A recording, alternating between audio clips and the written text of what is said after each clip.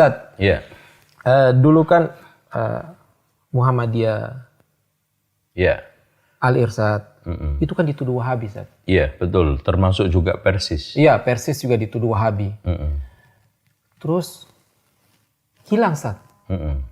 Hilang redup gitu loh. Iya. Sekarang muncul lagi, tambah keras, Ustaz.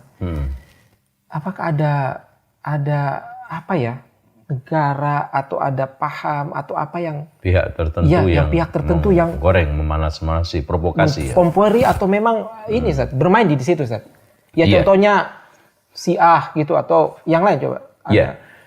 Memang kalau kita lihat sejarah Syiah di Indonesia ini timbul tenggelam. Dan Syiah itu sudah masuk ke Indonesia sejak abad ke-10 Nomor 10 ya. Masehi. Dan selalu menimbulkan kontras antara umat. Bagaimana umat Sunni dengan kaum adat diadu di Sumatera oleh Syiah di belakangnya ternyata. Kemudian di Jawa, bagaimana akhirnya Amangkurat I membantai di alun-alun Surakarta 6.000 ulama kiri kedaton. Ternyata setelah kita usut di belakangnya itu ternyata Syiah. Manunggaling Kawula Gusti. Jadi begitu juga tuduhan-tuduhan Wahabi ini dari kelas internasional dan nasional itu ternyata di belakangnya selalu Syiah. Ya. Makanya lihat aja kalangan-kalangan tradisional ini yang kenceng menggulirkan Wahabi kalau dia tidak dekat dengan orang Syiah atau dia itu Syiah sendiri sedang bertaqiyah di organisasi itu. Ya, dengan demikian kita harus pahami pihak yang sekarang paling lantang dan dalam sejarahnya yang menggulirkan Wahabi itu adalah Syiah. Cuma dia itu ngait supaya nggak ketahuan. Orientalisme diajak, kaum tradisional diajak, Darwis diajak supaya membuat satu taktik melempar batu sembunyi tangan, maling teriak maling.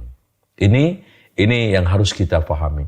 Dan kita juga jangan lupa, sejarah dimanapun Syiah itu ada, pasti yang diserang dulu adalah mereka yang mengajak kembali kepada Al-Quran dan Sunnah. Kenapa? Karena pihak inilah yang nanti paling tahu kebobrokan Syiah itu. Kemudian tahapan kedua, menggulirkan isu-isu Wahabi untuk memojokkan yang mengajak kembali kepada Al-Quran dan Sunnah dan tahu kebobrokan Syiah itu.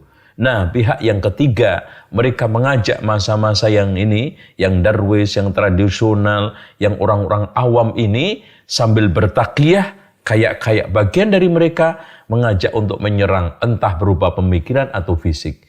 Ini yang harus kita pahami. Dan kalau ada orang yang mengatakan bahwa mana bukti radikalismenya di Indonesia? Ini orang tidak tahu sejarah. Bagaimana dulu permusuhan mereka dengan Muhammadiyah atas nama Wahabi. Banyak korban dari kalangan Muhammadiyah. Begitu juga Al-Irsyad, begitu juga Persis. Sebelumnya juga saya katakan tadi, 6.000 ulama kiri kedaton yang mereka adalah jelas-jelas mengajak kepada Al-Quran dan Sunnah. Dan asasnya adalah ahli sunnah wal jamaah.